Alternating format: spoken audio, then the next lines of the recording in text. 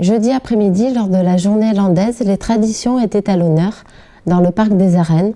Nous sommes allés pour vous à la découverte d'un rendez-vous incontournable des fêtes, mais peu connu, le Gymkhana. Regardez.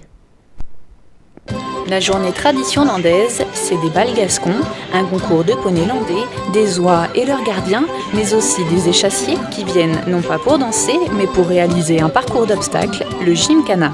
C'est une épreuve de virtuosité qui est pour nous sur échasse, parce que bon, les échasses c'était outils de travail, c'est folklore, mais c'est aussi du sport. Et le sport, donc concours de virtuosité avec le Gymkhana, qui permet justement à plusieurs compétiteurs de s'affronter chaque année pendant les fêtes de Dax. Et cette année est toute particulière pour nous, puisque pour la première fois nous allons avoir mis en place par la commission des fêtes de Dax un trophée Jo Lasserre, le papa un peu de tous les Guyats que nous avons perdu le 23 janvier dernier.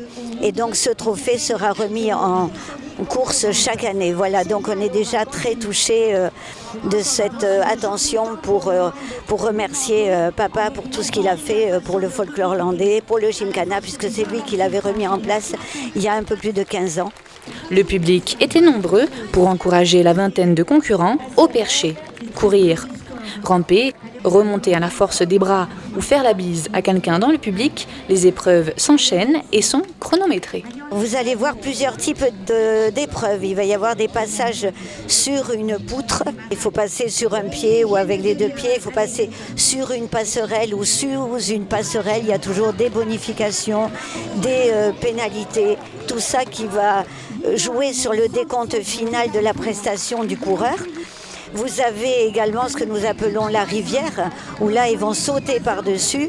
Vous avez une épreuve où il s'agit de récupérer un béret accroché à un clou sur un tronc d'arbre.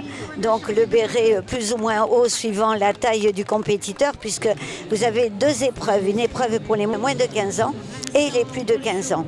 Il y a également la récupération du louis d'or. Alors bien sûr, les louis d'or, nous n'en avons plus, mais c'est un clin d'œil pour l'époque de l'impératrice Eugénie, quand elle venait prendre les eaux dans les Landes et qu'elle traversait justement avec les dames de sa cour.